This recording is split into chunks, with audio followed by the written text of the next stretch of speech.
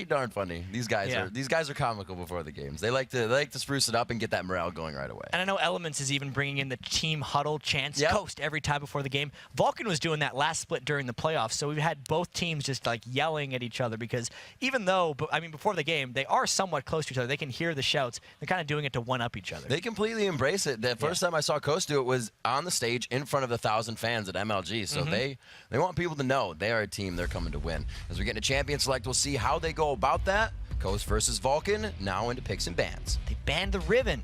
Step one. That is step one in meeting Coast right there. And Moving the on. Rengar as well. Zion Spartan has been playing a lot of Rengar. There's a lot of top solo queue players like Westerice and a guy called Only Rengar that only play Rengar and have done really well with him. So he's kind of a feared champion that these guys don't know how to deal with yet. So since they have the freedom to ban here, they just got rid of it. So every time I think of Rengar, I think of Twitch and the cat and mouse game. And Mashmi plays Twitch, so maybe we'll see that off the pick coming in. Psycho Sid, looks like Jace will be going in, but that should be shifting over to ManCloud. Yeah, big surprise there. Jace was available. We're going to pick that one. They got it, guys. Good work. Wow, Zion's loving this Doran start going on Jarvan, but we could still see that switching up. Elise is there, but more than likely see Jarvan on Nintendo. Yeah, it's actually a very interesting thing because Zion Spartan, or not Zion Spartan, Nintendo X was playing Jungle Elise back in the first split before anyone else had kind of jumped on the train. But at the same time, he's been doing the Doran's played Jarvan, and Psycho Sid's played Elise as his most played champion in the top lane, I think, so far this split. So very unpredictable what they're going to be going with those two. A lot of top-tier picks left open here, especially the support pick Thresh coming in. Looks like Xmithy will hover on that. Bloodwater seems to be liking that choice for whatever lane composition they're really going to revolve around here. And we can see, like in last game, Doublelift said they picked a very high-priority target. We could counter on that. Neither team is doing that. Yeah, and specifically with Thresh as well as Jace, they're almost multiplying their team mobility because one guy gets behind, you throw him the lantern, and then everyone else gets to gate ahead. You very well keep yourself as a cohesive unit here just to try to escape what Coast might be trying to chase him down with. And I have to give credit to Mashmi. Every time he has gotten to picks and bans, he has always clicked Heimerdinger first. He is a consistent man. One of these days, he'll forget. Something's going to happen. Or he'll lock it in. Yeah. It does go for Draven. 2 quick lock-ins here. Shipper bringing out Orianna as well. Yeah. So we'll see that helping the crew. We know Jinte used to play a lot of that. So the team is definitely aware of what can happen there. Second Orianna game of the day, as well as second Jarvan, second Draven game. They're just picking the same comp they picked against Dignitas, even though their Dignitas game went a little by the wayside. They weren't able to pull it down, but Mashmi has had some very successful games on Draven, and with the protection that Orianna may provide him, will be a very interesting lane when he tries to fight up against the Caitlyn. Yeah, it's almost like sticking with comfort. We saw TSM kind of go on tilt after their try of a composition, and they went twice with Wheelhouse, the Bash Brothers strategy that they used to use. So Coast is feeling that, you know, even though it didn't get the win, it can still help them, and they feel comfortable with the play no matter what. So it's really about keeping that morale up. As we've said, the Zac getting some play time today. So we've seen Meteos play a lot of Zac early on, and then it's just banned every game, and he's kind of went away. But he still provides ridiculously long-range initiation for these guys. And I kind of like how Coast decided to go right for the Blitzcrank afterwards, because since they know Vulcun gets to kind of pick where they initiate often, he wants to throw them off by pulling the wrong target in. He's going to have to be careful not to pull the Zac in and just help him out. But it's... Start off the let's bounce. Yeah. When Coast has Daydream, they're usually pretty comfortable. Zuna on that Ryze carry, we can see them locking the gnome. We're going to see. So Psycho Sid's going to be on Ryze in the top lane and look to put Jace. We may have that. Yeah, they may have ManCloud on Ryze. We know that Vulcun gives teams a lot of trouble because both Psycho Sid and ManCloud play a lot of different champions, and they can swap around kind of however they want. Plus, as far as the lane swaps go, we've seen even the Cloud9 guys say, we just like to surprise teams. And that could be what Vulcan's trying to do here. It makes the rune setups very confusing and hard for, say, Zion Spartan on Elise. He's not able to go full armor or full magic resist against someone because he doesn't know who he's going to be landing against. It does look like he may stick with that. We'll have to see as the last few seconds go out. Psycho Sid will be locked in as Jace, so this is going to be ManCloud on Ryze. We've seen it before. And ManCloud is just one scary SOB on pretty much any champion, it can be said. He has been dominating this season. Yeah. And it's a shame that Vulcun, as amazingly entertaining as the game was, for Vulcun it was a shame that they lost that game against Cloud9 yesterday, because everything has been an upward trend for Vulcun. They had been dominating teams. Every interview when we asked a team, who are you most afraid of, they'd say, probably Vulcun. They just have a really solid style, and they can't like crack the Vulcun egg in a lot of these games. But after that loss, we got to see if their confidence has been shaken as they go into this game. It's so great what Vulcun brings to the table in Champion Select by being able to play all your champions, which makes it even harder to want to pick one. So let's see them bringing that into every game here. We'll see what Coast can do against it. Like we said, picking the majority of what they've already used today, and Elise, Jarvan, and that Orianna. So we'll see. Now entering onto the Rift, our 5th match of the day. Yeah, I wonder if that Psycho Sid start is going to work out for him in the lane. He's put so much into consumables and wards that his combat effectiveness early is going to be a little bit low, and they're almost going to have to get some payoff either in the way they match up the lanes or taking some kind of edge level 1. Maybe they just overwarded because they're worried about the Blitzcrank threat early. Sticking themselves at the top side. Looks like both teams going to mirror each other just for now. They'll have that ward towards the mid-side bush, which will definitely grab them on the way out. It looks like they're trying to get a lot of vision going in here. Which one of these comes out as the Explorer? It looks like they're all actually fresh wards, so those are going to stay up. Yeah, 5-man stacks here for both teams, just running around, trying to give themselves a bit of safety against a stray hook that comes in so they'd be able to fight afterwards. And they both had the same idea. Let's go for the red side of the jungle. Interesting that in our last 2 games, both teams have went for the red side of the jungle. These teams try to remain as unpredictable as possible at level 1, and it's almost random whether they 5-man run into each other or not a lot of the time. It looks like they won't use that Blitzcrank to too much of an advantage. Daydream and Mashme could head down to this lane and hook for that tri-bush, but no, they will go back towards their side. Nothing crazy. Hard hats are on for both teams to start off this game, and the matchups will be the swap 2v1 lanes. The boldest thing I can see is Zuna and Bloodwater at the enemy double golems right now, and they know that Zion Spartan is waiting there, so they recognize that Nintendo X is going for red. They might be going for a kill here with that Doran Blade start on the Nintendo. I would have said they wait a little bit longer for the damage to come out here, but it's just going to be for harass. They do want the kill, but they're not going to wait for that buff to go off. It's going to be big damage coming in. Rise, Mandatory Cloud still coming up behind Shifter. Going for a few good attacks. The Ignite is down, and they find Nintendo X in the jungle. And Nintendo X just going with that Doran's Blade start every game to give him early game power, losing the death and his flash right away, plus X-Smithy just adding insult to injury, hopping over the wall and stealing his red. What a fantastic start for Vulcun. I don't know if they'll have enough time. It's taking good damage. The smite's down, so I don't think they'll get too much pressure onto this. It'll definitely be theirs. We see even right now, Nintendo's heading for the bottom, and he's not going to get any help there. So very slow jungling coming from Nintendo unless he forces himself into a lane. I really want to see how Coast tries to come back from this one, because Vulcun, in some of their wins, have really jumped on teams early. Think of the game against Cloud9 yesterday. 11 kills to 1 before the 10-minute mark in that game. So they're off to the same kind of start here. And that's almost 1,000 gold lead as well with what is going around the map. The buff's stolen, the camp's stolen. It's a good gold lead for 3 minutes in. And specifically, Nintendo X can't match what X-Smithy is doing right now in the jungle. Zion Spartan's going to risk dying here unless he pulls off a miraculous play, 1v3. They are right onto it. Zach has the turret. Elastic slingshot. The Bloblet's not even to go out. He flashes. It's now in the siege. And they're able to just hold this off. Great play by Spartan. Yeah, that actually was pretty miraculous. 1v3, doesn't even have to burn his flash, and repels X-Smithy completely from the turret, whereas Psycho Sid wasn't taking that chance. At least does have more utility and resiliency to tower dives, but that's a great bounce back by Coast, Riv. 3.5 minutes in. He didn't even get taken down. Psycho Sid left the lane. His turret just got brutalized by Coast in a matter of minutes. He didn't bother sticking around, and Jarvan pushes a little bit faster than everyone else because he gives attack speed to his team when he drops his Demacian standard. Yeah. And that's the bounce back they wanted. Now I wonder how long Zion Spartan can hold that, or if Coast is just going to continue their onslaught of bottom. And you can see this, oh wow, going onto the turret. X-Smithy with that double buff definitely doesn't want to use it. His passive still up right now. And as we look at this mid lane, Shifter playing a different style than last game. Definitely has levels going into his W to burst ManCloud out of lane. Yeah, it's Psycho Sid. We're always so used to seeing ManCloud in the mid lane on Jace, but they've done the old, no, they haven't done the old switcheroo. I'm the one thinking weird. It's like, why wouldn't Jace be in the mid lane, man? But yeah, ManCloud's actually doing a fantastic job like usual farming out against Shifter, who in last game we saw Link's Orianna win the early lane against Reginald's TF. Doing what he can to keep that damage up. Looks like he may find a little bit of pressuring help on ManCloud here. That standard is up, but looks like the bottom lane will still get more love here from Coast. They want the second turret in under 6-7 minutes. They are relentless with this push, but they are against 2 people. They have now traded the turrets back. I don't know how much good can come from Coast in this 3v2 turret push. Let's see how well Vulcun can hold it. I expect they're going to be able to wave clear a bit. And Coast has reacted to this perfectly. They pull Smithy, the buffs are off of him, so no worry on the transfer there.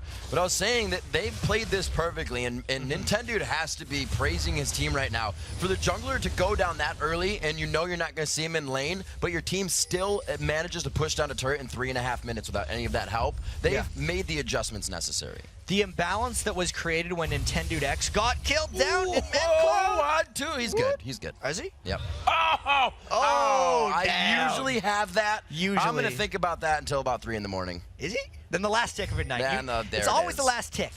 It's like, I feel like it's done ticking. It's surely off of net. I think it stopped. Oh, it did. Damn it, I died again. That was a great play there by Shifter because ManCloud was prioritizing farm far more than harass and fighting because he didn't think he was in threat of dying, but he obviously got punished there by Shifter's Orianna.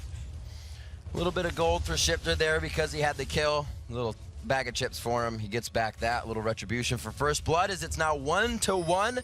It's still a bit of a gold lead there, coming up at 600 in favor of Vulcun. And I want to see if ManCloud can transition from that first blood, even though he died to the lane and Shifter, because look at how early he's finished that Catalyst and Tear of the Goddess already on Rise. He should be a force now, knowing that Shifter's Ignite is down. Let's see what Shifter plays. ManCloud puts the ward in to be somewhat aggressive here in the mid lane. There is a ward down at Dragon that's somewhat helping him. They'll still be able to creep up, but we'll see how he plays this accordingly.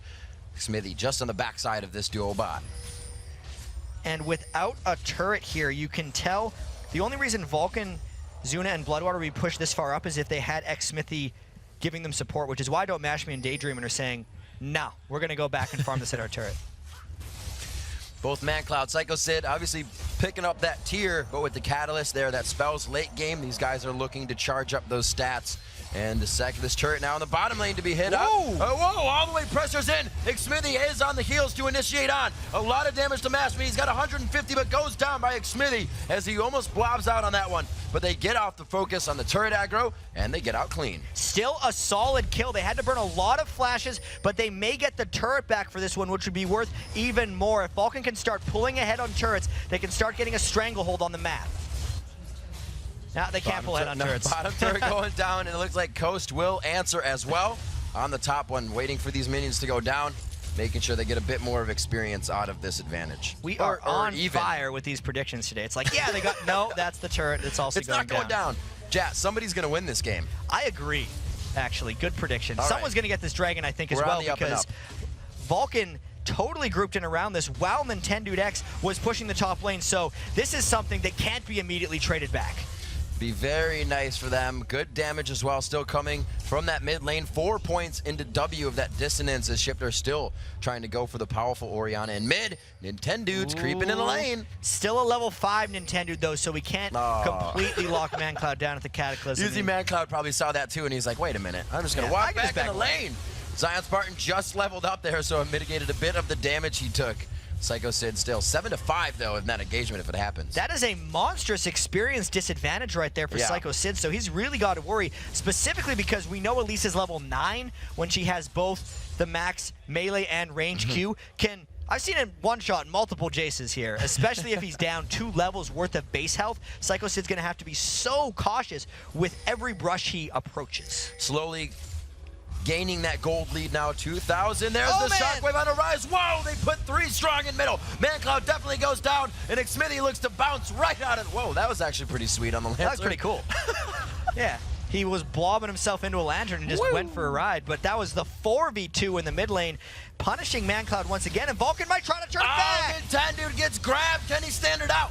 Oh, he actually flashes to the standard instead of has the Q up. The shield saves the ignite damage. Oh, but he gets punched right in the back of the head. And Smithy's going to make it out with that one. And it looks like they can discontinue the fight, rather. Vulcun is countering Coast just as Coast is countering Vulcun, but the slight lead has got to be to Vulcun here as they try to push down this mid lane with the threat of a blitz pull always present. The Draven ulti coming from bottom lane. That means that Mash Me's been down there by himself. It only shows 13 CS up. and really only a pickaxe in the hands of Zuna. So these guys are piecing together those core items at this point. There is definitely action before items in this game, where the last match was items before action. I prefer to commentate these games early on because they're much more exciting, Riv. But I want to see how Don't Mash Me and Zuna interact with each other, because I feel like for the next 5 or 10 minutes, Don't Mash Me is going to have complete supremacy over Zuna until Zuna starts getting some strong items to keep Don't Mash Me in range. The Coast is working. The lane pushes perfectly here. The top wave's coming in after completely pushing the bottom one. It's prepped for Zuna to take golems and then grab that wave in the top. But he's not going to be with his team, and we're going to see the Zuna maybe for these fights. We'll have to see how they react with that dragon. Everybody's kind of just waltzing around mid. Yeah. And I do want to go back to the shifter putting more points in his dissonance W on Orianna as opposed to Q, because I know you play a lot of Orianna yourself, but with the Q, you gain potentially more control of the lane with harass because you move it back and forth. But the W gives you a little bit more mobility, just less frequent spamming. It's almost a more defensive move because since you can't move your ball as often, you're more likely to have it sitting on top of your head and just out farming, as Shifter's trying to do. Oh, what a grab coming in. Zuna didn't even see it coming. Takes a few turret shots as well. Daydreaming, trying to make some plays, and if that's happening now, they got to be careful later. Zuna did get out of there, though, just with a Thresh Lantern, whereas it potentially burned the Orianna ult and the Daydreaming pull, but now Coast got overconfident. Oh, wow. Daydreaming a little too close. Caught him thinking about something else right there. Maybe it was Daydreaming. Maybe. Absolutely. Not sure. 11 minutes and a half jumping into this game. Our 5th of the day. ManCloud being a beast with 85 kills, the most in the LCS this NA split, I should say. 17,000 gold as well to the 15,000. So that 2K gold lead is staying strong here for Vulcun. And we said Vulcun can win games with a 2K gold lead. I'd say 80% of the time. They always have that. They take care of business. Unless they're against Cloud9, in which case they lose multiple team fights and argue for very long amounts of time after the game. And this is why I'm so interested about this Vulcun game coming in, because they're the last team you would have expected to blow a lead the size they had against Cloud9. Yep. Whereas Cloud9 is, you know, the most likely team to be able to make a comeback because we've seen, but they seem to have responded quite well. Vulcun is playing decisively right now. They're making very strong actions. Mandatory Cloud was a little shaken with his early deaths on Rise, something we don't see that often, but he's still getting his farm, and he definitely is working up his items very quickly. We've said it before, he's one of those champions you can really put a beating on, and he will still find a way to come back to be an impact for his team in the late game. And it's not just based on the champion he's playing, it's how he plays that champion. It's not just, oh, I have a Rumble Equalizer, I can use it later. He really puts it to great effect. It's Daydreaming, throwing on that overdrive, but he just wants cupcakes really bad. And Daydreaming's landed a lot of pulls that actually haven't granted them too many advantages. In fact, the last pull they got on Zuna, since it didn't get a kill, only burned Shifter's Orianna ult and then left Coast open to more counterattack. That hook missing gives Vulcun another chance to go back at him. Can Bloodwater land when he does? Oh, you talked about it before. Having that hookup still creates aggression, but when you put it down, they know they can go. Daydreaming with 1 hit left, gets taken down by Xmithy, and he is picking up some good kills for himself this game at 3-0-1. It's not done yet, though. Psycho Sid getting good pressure onto him. Command Shockwave just ripping through the Hex Drinker, as well as Draven's attacks. Mashme picks himself up a kill. Goes a all double in. kill. The first time he's been present in the fight after that bottom lane free farm. And this was a fight without Zuna. Zuna was in the bottom lane farming this entire time. So even though Vulcun started with the kill, that only made it a 4v4. But now Zuna is here, and they continue. No, they don't. This is the thing about Vulcun. They'll still throw everything they have at you to stop you from engaging. And Zuna, he's throwing himself right into the fight right now. He's got to be careful. Got to be real careful. He's got nightmares about that Tristana game where he didn't have midline or frontline protection, so he was constantly threatened by everyone on Cloud9. This game, he's got a little bit more beef in the midline to help protect him, and they decide to die. Mashme taking so much damage, so the hole goes by, but it doesn't take him out. It's going to be Daydreaming. A silence under the turret really thwarts what they wanted to get out of that, and they almost lose Xmithy and Bloodwater.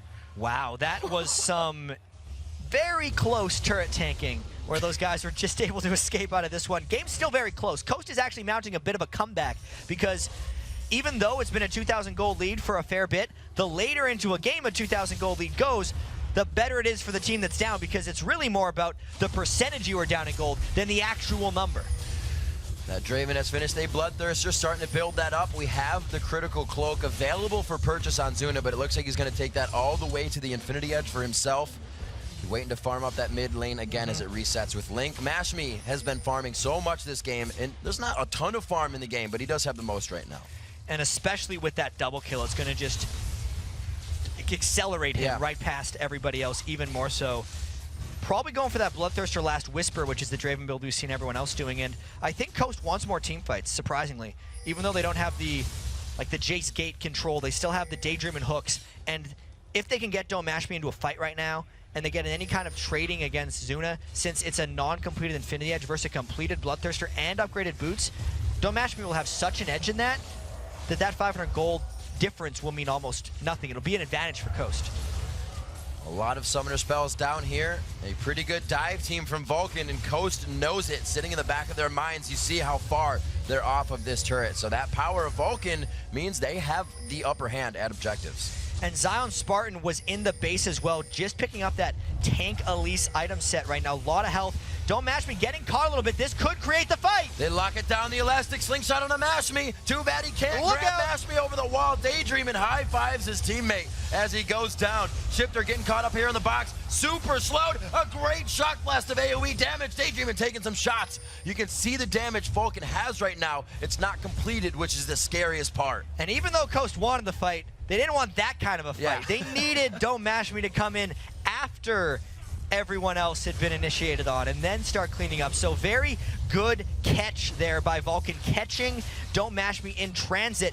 Still though, as you mentioned, only getting that one kill and having to peel back and farm as Psycho Sid goes and tries to catch up in levels. Still pounding out the CS. 80 to 78 in that lane matchup. So those two coming into the fight, but they have different purposes. Elise is going to be locking up, helping the fights continue, where Jace is going to be in that back line trying to crush down and zero out the health bars. 6-4 at 17 minutes in. 2K gold lead. I don't think it ever changes when Vulcun has a lead against somebody. It's always 2K. No matter what happens, they're just like, yeah, I think we'll find a way to hold this gold lead. And they want to hold this turret. He gets pulled out of his jump. They also want to hold a blob. They grab Zach. He gets back on the lantern. I actually heard it from him too. He had his hands up in the air. Hopefully you can get the picture at the end of the ride. Yeah, it costs extra money though, and he needs to save that money for wards, unfortunately. He absolutely needs to save it right now. They are up, but you can't be spending on needless things. Nope. Except for that. Oh, I was waiting for the needlessly large rod, but it's not in anyone's inventory. Anyway, Zuna's does get the Infinity Edge.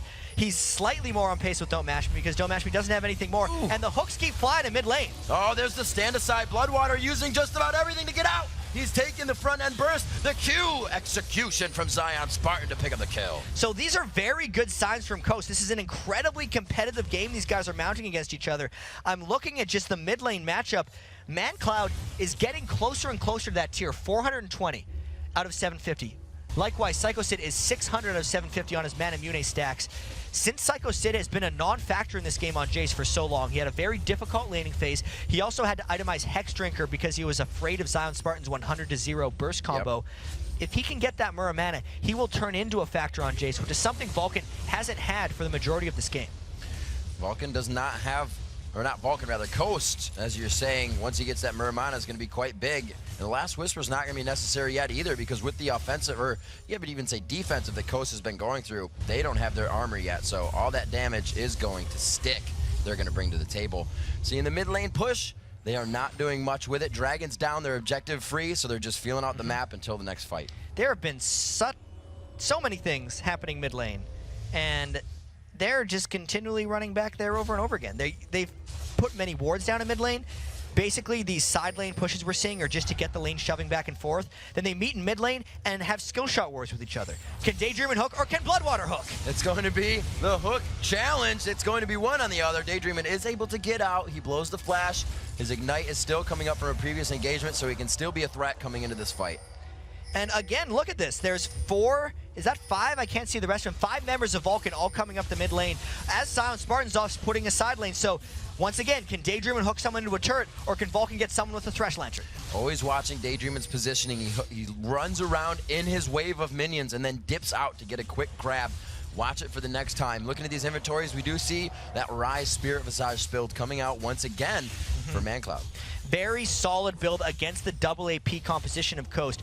Back in the day, Rise would always go Frozen Heart for the cooldown reduction, but Spirit Visage gives 20 CDR, and it's smarter to complete that before you finish your Seraph's Embrace, because Ryze's damage output is very reliant on the cooldown reduction and just machine gunning the Qs again and again. So he's starting to hit his damage thresholds as well. Coast has to be careful here. They almost put himself in between the jungle and ManCloud and the rest of everybody in mid. They pull back a little bit. That ward was just behind Dragon. We see that comes up in 40 seconds. ManCloud trying to push the bottom wave, so that's not a pressure of anything. And we may see them going for this Dragon. Knowing that it's up and knowing how close this game is makes me think they're going to be going for it. Specifically as well, since we have both teams with all 3 outer turrets down.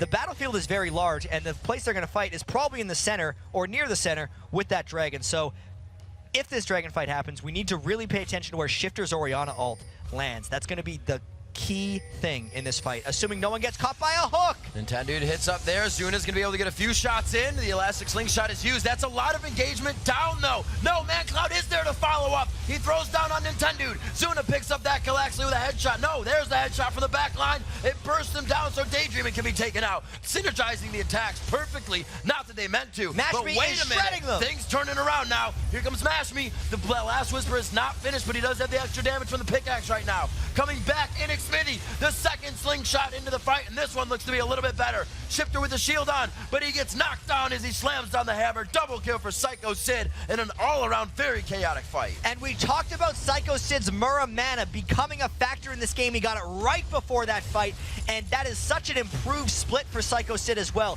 His KDA is double what it was last split. Great performance, and even though that fight didn't start as crisply as possible, that's the nature of this game for these guys, and Vulcun adapted for the win. And you can see what objectives mean. It wasn't the fight for Baron. It was the fact that Baron was coming up, and Vulcun started to move the... Yes, thank you, Dragon. Don't say the B word. And it was the fact that Vulcun was moving the chess pieces to get themselves into position to make it happen before Dragon came up. And they caught Nintendo X trying to get their chess pieces in place as well. That's why they got the Thresh Lantern at the very start of it. Specifically, the in and out play of Xmithy in that fight, landing 2 very crucial elastic slingshots on a priority targets at the right time, swung that fight. Looking at the items now, you said the Muramana was finished. We do have that last Whisper coming out on the Mash Me, and we saw it was about 3 axes that crushed down Zuna in that fight, made him change his mind about where he actually was. We'll see if they can do it again. No stack up on that staff yet coming in for Ryze. He's still looking at 568 out of 750. That tier, we said, the Muramana is finished. We'll have to see where they decide to go. Wards right now are pretty much on Coast side to stop the advancement of Vulcun. They're looking to get aggressed on here. And even though that was a big team fight win and a Dragon take for Vulcun, there's still no turret progression being made. So it's the presence of Vulcun that's pushing Coast back a little bit now, not anything that's changed about the map. They still have the same ward placements. Vulcun still hasn't been able to invade Coast jungle yet and get wards in those positions, and they don't want to necessarily approach the Baron yet because they're very scared of either Orianna ults or Blitzcrank grabs in and around the Baron pit. I'm interested to see when Coast can start to synergize with their builds. The Ryla's coming out for Elise, you know, going to help that command dissonance, helps, like we said, leveling that W for the speed up, the engage, the overdrive from Daydreaming to initiate the fights. It's a little like the Iceborne Gauntlet we saw last time. These guys are synergizing to keep those fights going. Yeah, the chase is pretty strong for both teams. It's not quite as mismatched as it was in that COG TSM game. So if either team wins these fights, they can chase down pretty well. I don't think they can chase down for clean aces in close fights, but these fights have been very all in from both teams, so they're okay just brawling with each other. Got to have those items when you're running up against the shock or the acceleration gate disengage. Got to make sure you can catch up. Bottom turret getting some aggression here, but it looks like it's going to be all 5 members of both teams. The dodge on the hook, and they, like we said before, that kind of lets everything calm down, and now they're just going to be able to pressure. And that was a much larger investment than a regular everyday hook. That was a flash hook. He was really trying to turn something there, and that just made them run away. Even though the creeps weren't providing them any help with the turret, Psycho Sid says, yeah, I'll take it. Moving over, power and numbers for these guys. Zuna has already moved before that, knowing they were safe. He says, I'll start pushing mid ahead of time. We'll have that aggression. This is exactly where they caught Mash Me last time. But as Coast comes out of their base, they'll be safe for this push.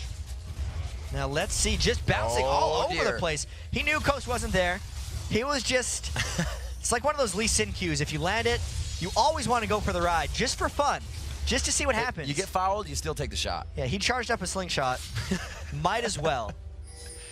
We'll see what builds both teams are considering here. Locket of the Iron Solari coming out on Nintendo with rather heavy AP. You have the Zac, you have the Man Cloud, so it's not too bad. Not interesting that they haven't built the Bulwark, but that's coming out definitely on the side of Vulcun. And we can't forget the very start of this game where Nintendo X got destroyed by dying at level 1 and getting his red buff stolen. So it's still showing that he fell behind early. 0-3-5 is not the best scoreline. His team in general was able to recover, but individually, you don't necessarily come back super strong from a thing like that. Oh, there it is. There's man. the speed up. We're talking about dissonance onto overdrive. Is he going to be able to go? Oh, the net, really? It's going to stop everything. It looked so good for a second. Oh, he had the angle, but he did not choose to grab. Also, X-Smithy stood in front of Zuna, daring the pull. Boom, back inside. He says, this is how you do it. X-Smithy into the fight. It's going to be Bloodwater flashing in as well to throw it on the box. The Flay as well. Coast is trying to figure out where to position to start the fight right now. They are not even letting them see how they engage. Shifter out of the fight now. Xmithy to go in, the Blobs to come out on this one, and his team to save him as he recuperates. Still a 2-for-0, super clean initiation by Vulcun, and they're going to look to take a lot after that one because Jace plus Kate push turrets real fast. This is going down real good. They're not even going to switch out. Going to keep going for this next turret. Possibly they have the siege minion.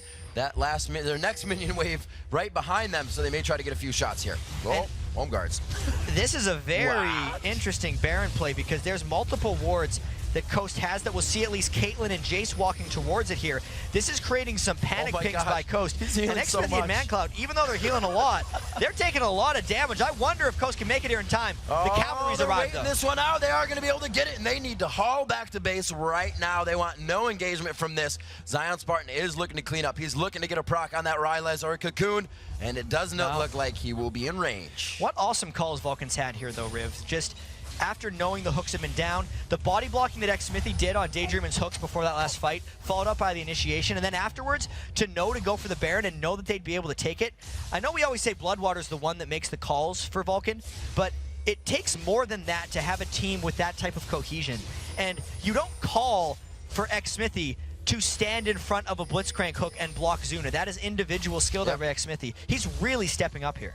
Everybody playing with each other in mind. You have to be able to trust your teammates, and you have to just be able to go on that whim. We've seen Vulcun activating off of those Blitzcrank grabs, or misses as you were saying. Coast now picking up double blues around the map. They're going to deny that away from Vulcun, but they did grab that, or not Baron rather, they did have to walk away from that Baron that was grabbed. And now Vulcan's going to just go loop around, take the Dragon as well. They're hitting that sweet spot in items as well. You see the Infinity Edge Phantom Dancer on Caitlyn. The Black Cleaver was finished for Psycho Sid as well, so he should be shredding to aid Zuna in his quest to kill more than one person in this game. He's the assist Caitlyn so far, unfortunately for him. But things are looking real good for Vulcun. It's like they want all their eggs in one basket with this middle lane push. They have, that was weird. Yeah, a little weird. Yep. Usually you use the Caitlyn ult to kind of say, hey, here's some damage, because it comes up quite quick, but yeah, oftentimes it's to poke down a turret when you're in an extended siege. Yeah. Not just like, I see you there. I'm going to make you use that 15-second cooldown. Oh, you did it. Good work. I was just going to say as well that Vulcun needs to push these lanes. They do have the bottom pass river, but that top one had quite a wave in it. Could have been something that Coast would have worked with after they got a win in the fight. But right now, with them on the back heels, they got to use this Baron to their advantage, and they are going to start pushing that final lane. And they're making Daydreamon's life really hard here because X-Smithy is body blocking all the potential hook paths for Daydreamon. And X-Smithy wants to go in anyway. You're just helping him do more damage easier if you pull him in for himself. So he gets his escape if you pull him in. Very, very good, smart push here by Vulcun. And I love that late pick Zac here, just as well as the game X-Smithy's been having around it. And you were saying earlier, we were talking about Meteos a little bit. He played it in the 5-0, all 5 games that came out of that first week of the LCS, going 5-0, having the highest KDA. Coming back a little bit now, it's just, he kind of fits into every comp if you need an initiator. Yeah, if you need the initiator. He's not a good peeler, that's for sure. You're telling yourself how you're going to play if you're pulling Zac into your team. And that's the way Vulcan's been playing this. They haven't needed to disengage. They're going back in more often than not, and it's working out for them. Looking around, the pink wards are coming out, making sure they have vision of everything, which also, like you said, giving trouble to Daydreamon in many ways. He doesn't have spots to stand and hook. They can deny everything if they do think they're going to get hooked here. one item as we actually look down into the inventory of Shifter, who's seemingly had a hard game, the Athenes, and looking to finish the Rabadons at 30 minutes. Just not where you want to be necessarily on that farm, and he had the early 1v1 kill on ManCloud, but since then ManCloud's just outpacing him with his Ryze farm. And then ManCloud's turned himself into a split pushing Ryze. He can duel very well, but he's the slowest turret pusher in the game, so we'll see how Vulcun deals with that one. Well, this is where that engagement does come in. We talked a little bit earlier, oh my lord, about having Orianna in a turret with her ulti. It makes it harder for engages, but if your Orianna's not there, it becomes a little easier. And ManCloud is just getting aid now from Zach. Zion Spartan in the top lane. ManCloud going for the 1v1, throws on the Seraph. He flashes the rocket grab face to face at point blank range, and it looks like they're going to be able to get out of this with great harass. But the damage has been done. Vulcun might look to push more than this. Now the damage wasn't done. Nope. I think they made it the way safe.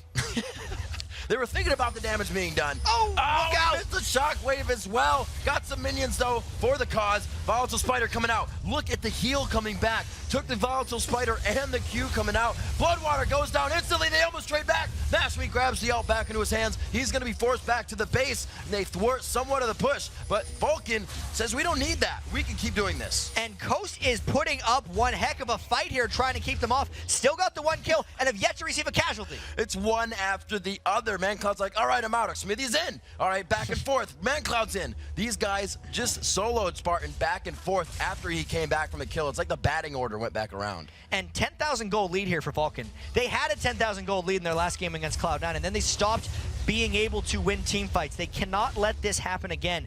I feel like Vulcan's chances in this one are much greater because their team fighting is stronger in this one, and they have the willingness and ability to initiate onto the targets they want. That was still not the best fight for them, though. They need these pulls some daydreaming. They are being stopped too much, like you said, by Smithy. Vulcun is really considering what they're playing against with these engagements. And without those core items, if the engagements don't go perfect, they're going to go awry. At least the death cap has been completed for Shifter. Did come out. You can see Don't Mash Me is full damage. We definitely saw him being full damage when he responded to that death sentence Bloodwater threw down on, basically just two-shotting him and then flashing back out. But he just about died in that instance, so he's got to be so careful and planned about where he goes. So those home guards for Shifter actually came out quite early. He was the first one to get it on his team, which will hinder the fact that he got to that second core item. We now see them coming out on Elise and the Alacrity boots for that attack speed onto Mash Me. He is putting out so much damage, but he can't find an entry into these fights. Draven does typically struggle against strong like tank lines or even mid lines that he can't position around. He's 550 range, 80 carry, and if you don't have a huge wall of protection in front of him, he can't necessarily shine. So Mashme really has to play these situations carefully. Can't get hit by Thresh Lanterns, can't get even ran at by ManCloud, and he even has trouble dealing with Psycho Sid. So it's very, you have to sneak into a fight almost on Draven. And somehow Coast has gotten themselves out here. We'll see, these wards are actually newly placed out in the jungle, so they are making sure if they win a fight, they can continue the chase, they can continue any advantage they might grab, which right now is trickling, if anything, towards them. They are holding, and you can see how hard it is to dive this Coast team right now, because Vulcun has kind of slowed everything down. And the previous win will help Coast in this next defense based on the wards they put in the jungle. They get to see where Vulcun attacks from and where they would even retreat to, so it just increases the threat that Coast can put out from within their own base. Still no bulwark even coming out for Coast. You can see how hard up for money they are right now. Usually Daydreaming is the one to be grabbing a Morello Namicon by now, adding damage to the team. He is one to make an impact as a support player, not just with grabs, with damage. And he doesn't even have his boots of mobility on Blitzcrank this game. That is a staple for him on that champion. So he has definitely been held down a lot in this game and has not had the most successful of hooks. See that gold lead still very much so in favor with 6-3 in turrets. Those last few turrets, 11 on the map, 5 stand inside the base of Coast. There's the initiation. Orianna to the left side, and they're just using the positioning of Coast to get inside. And Coast is so low right now, fighting this may be suicide. The extended siege of Jace got them those turrets and the smarts of Vulcun to not overdive like they had done in the previous push. And Jace continuously going down to this bottom lane, as well as ManCloud a few times. They now can press off of this, the second flash hook that's down. But those are engagements that have to be tried. and they have to work if Coast wants to win this game, because now they're down the flash hook. Daydreamin got taken at half health, and he's not a contributor to that next fight. It's essentially having 4 people on the map for Coast now. Zion Spartan on the left side. It's going to be ManCloud next Smithy. There's the Saris Embrace. He will definitely be able to get through the damage on that one as they waltz right outside the turret range. Shifter trying to throw down a good dissonance in the left side of the map, as well as the right side of the map is just taking damage from Vulcun. Just an around-the-map attack by Vulcun right now, not giving Coast an inch, and Coast goes in! Oh, exploding down Daydreamin. He's in the death chamber. 40 seconds on the clock here for movement for Vulcun to be safe. Free, but they still have their hard hats on. There are members that can make an impact from Coast. And I assure you, ManCloud is pushing that inhibitor as fast as he possibly can. Smithy comes over, and the fact that they got 2 inhibitors off this makes everything worth it. Coast is trying to get something back, though. Very nice kill there. Was not a big bounty shutdown, though, unless it just came off the assist that he accrued. That's only a 2, 1, and 8. So with these kills that Coast is grabbing, it's really just allowing them time to breathe. It's not giving them anything huge.